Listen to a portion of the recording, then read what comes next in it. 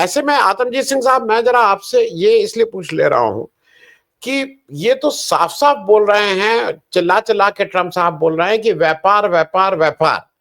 आपके आपस में, चाहे आपके घर में घुस के कोई टेररिस्ट आपको कत्लेआम करे, मारे, वो सब आप भूल जाइए। मैं आपसे कह रहा हूं कि सब भूल के आप दोस्ती करिए, हाथ एक दूसरे से के गले लगिए और ये सीज फायर करके, इस तरह का उन्होंने साफ साफ कहा, और वो रोज इसको रिटेरिएट कर रहे हैं। भारत ने अभी तक एक बार भी इसके विरोध में एक बार भी कुछ नहीं बोला है कि नहीं भाई, हम ट्रम्प से हमारा कोई मतलब नहीं है, हमें ऐसा लगा, जैसा कहते हैं कि एक डीजीएमओ साहब का फोन आ गया, उसकी वजह से हिंदुस्तान ने सीज फायर कर दिया। वहां के किसी अधिकारी का फोन आया, किसी मंत्री का नहीं आया, किसी संतरी का नहीं आया, किसी प्रधानमंत्री का नहीं आया, एक एक अदना से अफसर का फोन आया पाकिस्तान से, और हमने उसकी बात मान ली।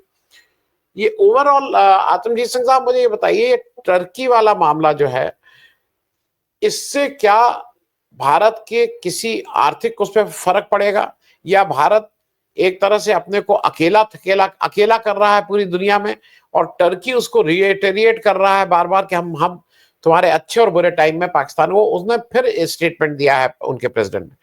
इस सारे उसमें where we stand, what we gain, जरा ये समझाने की कोशिश करिए आतमजीत सिंह साहब। देखिए आनंदवर्धन जी, एक मंडी होती है जहां व्यापार होता है और एक हीरा मंडी होती है। तो ये हीरा मंडी वाला व्यापार है। इस व्यापार को आपको जियोपॉलिटिक्स को समझना पड़ेगा, उसी के बाद आप टर्की का आकलन कर सकते हैं कि भारत ने ये कदम क्यों उठाया। जो सेलेबी एयरपोर्ट की बात उन्होंने की, एयरपोर्ट सर्विसेज की, जो 7 या 8 एयरपोर्ट्स पे प्रोवाइड कर रहे थे, वो अदानी ने टेक ओवर कर ही लेनी, आज नहीं तो कल। भाई वो 30-35% हिस्सेदारी उनको दे देगा, बाद में वो मेजॉरिटी स्टेक होल्डर बन जाएगा, बाद में उनको निकाल देगा, क्योंकि लॉजिस्टिक्स का काम है। लॉजिस्टिक्स में एआई भी आ रही है, और ब्लैक रॉक और जियो का ऑलरेडी टाई अप हो गया है लॉजिस्टिक्स पे। एआई के द्वारा फास्ट क्रेडिट देने का, फास्ट डिलीवरीज करने का, इंफॉर्मेशन गैदर करने का, और इंफॉर्मेशन और सैटेलाइट का तो सारा गेम है। स्टारलिंक का सैटेलाइट लगेगा, जियो का लॉजिस्टिक पार्क लगेगा, तो सारा डेटा उनके पास आ जाएगा।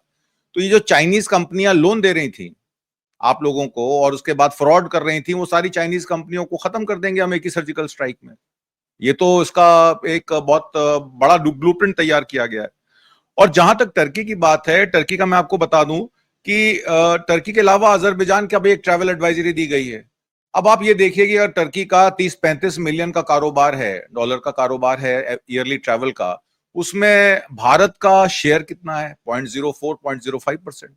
अगर यहाँ के सैलानी टर्की नहीं जाएंगे तो क्या टर्की का बिजनेस इफेक्ट हो जाएगा? बिल्कुल नहीं इफेक्ट होगा। अजरबैजान चले जाएंगे तो शायद, नहीं जाएंगे तो शायद वहां थोड़ा इफेक्ट हो जाए, क्योंकि अजरबैजान छोटी इकोनॉमी है, वहां ट्रैवल जो इंडस्ट्री है वो छोटी है, तो थोड़ा बहुत फर्क तो पड़ेगा। पर ये फर्क क्यों डालने की कोशिश हो रही है? आपको मैं थोड़ा सा पीछे लेके जाता हूं। अल जुलानी जब आए थे सीरिया में बशर अल असद की सरकार को गिराकर, तो उस समय यही कहा जा रहा था कि कतरी सऊदी अरेबिया की गैस पाइपलाइन को सीरिया के थ्रू, टर्की के थ्रू लेके जाना यूरोप में। आपको याद हो जब रशिया यूक्रेन वॉर हुई थी तो यूरोप में कई सेंट से प्राइसेस बढ़ गए थे, गैस प्राइसेस बढ़ गए थे। सर्दियों का टाइम आया था, रशिया ने कहा था कि मैं आपकी सप्लाई कम कर दूंगा या काट दूंगा। तो ऑस्ट्रिया में, डेनमार्क में और जितने भी कोल्ड कंट्रीज हैं वहां पे एक शोर मच गया कि अगर गैस नहीं मिलेगी तो हम लोग तो ठंड में मर जाएंगे। तो फिर अमेरिका ने इसका एक तरीका निकाला कि भाई ये गैस सप्लाई गैसप्रोम बैंक से टर्की के थ्रू जो रशिया की पाइपलाइन जा रही है, जिसकी वजह से वो नाटो कंट्रीज को जो है वो ब्लैकमेल कर रहा है, तो हम एक काम करते हैं, हम एक gas pipeline direct Qatar, Oman से, सऊदी अरेबिया से सीधे खींच लेते हैं। अब उसकी जब ज्योग्राफी देखी गई तो ज्योग्राफी है कि सीरिया के बीच में से निकलनी चाहिए, नहीं तो वो टर्की तक नहीं पहुंचेगी, और टर्की से परमिशन उनको थी, आगे नहीं जाएगी। टर्की एक तरफ से आपके खुर्दिस्तान के लिए एसडीएफ को कंट्रोल करके बैठा है।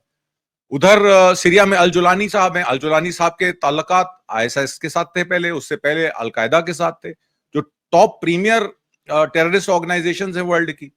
फिर उन्होंने अपना ऑर्गेनाइजेशन बदल लिया, अपना नाम बदल लिया, अब वो ट्रम्प साहब के जो है वो हितैषी हो गए। तो ये जो कतर टर्की की गैस पाइपलाइन है, ये नेचुरल गैस को कतर के साउथ प्रास नॉर्थ डोम से Europe, via Europe, Saudi Arabia, Jordan, Syria, Turkey होते हुए यूरोप लेके जाएगी। तो इसका जो मामला सारा असद रजीम के बदलने से, क्योंकि बशर अल असद ने कह दिया था कि मैं ये पाइपलाइन अपने कंट्री से निकलने नहीं दूंगा। दिसंबर 2024 में अल जुलानी के दमस्कस का टेक ओवर करने के बाद ये सारा मामला सॉल्व हो जाता है। अब ये रशिया का जो इन्फ्लुएंस है यूरोपियन एनर्जी मार्केट पे, उसको ये चैलेंज करेगा, क्योंकि ऑल्टरनेट रशियन गैस ऑल्टरनेटिव आपने दे दिया। अब आप सवाल ये पूछेंगे कि अगर ये पाइपलाइन रशियन एनर्जी ट्रेड को अफेक्ट कर रही है तो इसमें भारत का क्या स्टेक है भाई? भारत क्यों इसमें पड़े? रशिया को नुकसान हो रहा है, यूरोप को फायदा हो रहा है, या आपका कतर को फायदा हो रहा है, तो उसका नुकसान भारत को क्या होगा? तो मैं आपको बता दूं कि कतर टर्की की जो पाइपलाइन है, it will affect LNG exports. जो हमारे एलएनजी एक्सपोर्ट्स आते हैं, इंडिया की जो एलएनजी अवेलेबिलिटी है वो कतर पे डिपेंडेंट है। और अगर ये पाइपलाइन गैस का फोकस अगर चला जाएगा कतर पे, तो वो एलएनजी सप्लाई हमें कम हो जाएगी या एलएनजी हमें महंगी हो जाएगी।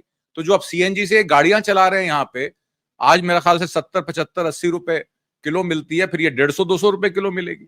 तो इससे भी भारत को नुकसान हो सकता है। और एडिशनली मैं आपको एक और चीज बता दूं कि इंडिया की अलाइनमेंट है मिडिल ईस्टर्न यूरोपियन कॉरिडोर के साथ। इसमें जॉर्डन और इजराइल जो है वो इंडिया के पार्टनर्स हैं। तो अगर ये इकोनॉमिक कॉरिडोर जॉर्डन और इजराइल से जा रहा है, तो ये कतर टर्की पाइपलाइन जो है उस जॉर्डन इजराइल इंडिया के जो ये कॉरिडोर को है उसको भी अफेक्ट करती है। तो इस वजह से भी टर्की का बॉयकॉट हो रहा है। यहां पर जैसे शिवसेना वालों ने कहा कि हम टर्की का बॉयकॉट करेंगे, रीजनल पार्टीज भी जो एनडीए की पार्टनर्स हैं उन्होंने भी, इसका मतलब है मोदी जी का इंटरेस्ट है इसमें। जब मोदी जी का इंटरेस्ट होता है तो रीजनल लेवल पे महाराष्ट्र में, बिहार में, अभी आप देखेंगे थोड़े दिनों में बिहार के भी युवक निकल पड़ेंगे सड़कों पर, टर्की को बैन करो, टर्की को बैन करो। तो एक ग्लोबल पॉलिटिक्स में किस तरीके से डोमेस्टिक पॉलिटिक्स की जाती है, उसका कोई अगर आपको एग्जाम्पल लेना है तो वो मोदी जी से लीजिए, क्योंकि मोदी जी की आंख होती है ग्लोबल पॉलिटिक्स पर और वो काम कराते हैं डोमेस्टिक टूल्स से। और बहुत सारे लोग जो इसमें यूज हो जाते हैं, इस्तेमाल हो जाते हैं, उनको पता भी नहीं लगता कि वो सारे खेर फेर में उनका इस्तेमाल किया जा रहा है, मामला कुछ और है। और जहां तक आपने ट्रंप की बात की, तो ट्रंप तो एक तरीके से पहले वो सऊदी अरेबिया जाते हैं, वहां 1.3 ट्रिलियन की इन्वेस्टमेंट लेते हैं। आपको याद होगा जब उन्होंने शपथ ग्रहण की थी तो उनको 600 बिलियन की इन्वेस्टमेंट जो है ऑफर की थी एमबीएस ने, क्योंकि उनके पिछले कार्यकाल में 450 की थी। तो 2017-18 से 2022-23 अगर आप इन्फ्लेशन ले लें तो उन्होंने कहा 600 बिलियन के हम आपसे आर्म्स एम्युनिशन खरीद लेते हैं। पर जब वो पहुंचते हैं वहां जहां से मोदी जी खाली हाथ आए, और अभी तक कोई क्लैरिफिकेशन नहीं आई है कि सरकारी खर्चे पे अगर आप आरटीआई डालेंगे कितना करोड़ रुपया खर्च हुआ सऊदी अरेबिया जाने में, और वापस आ गए मोदी जी खाली हाथ वहां से सऊदी अरेबिया से, तो प्राप्ति क्या हुई भारत को? ट्रम्प जी को तो 1.3 ट्रिलियन डॉलर की इन्वेस्टमेंट मिल गई वो over a period of time. Qatar गए, कतर में 1.2 बिलियन डॉलर की ट्रिलियन डॉलर की इन्वेस्टमेंट मिल गई। यूएई गए तो उन्होंने कहा भाई जब वहां 1.3 मिली, एक जगह 1.4 मिली है तो हमसे भी ले लीजिए।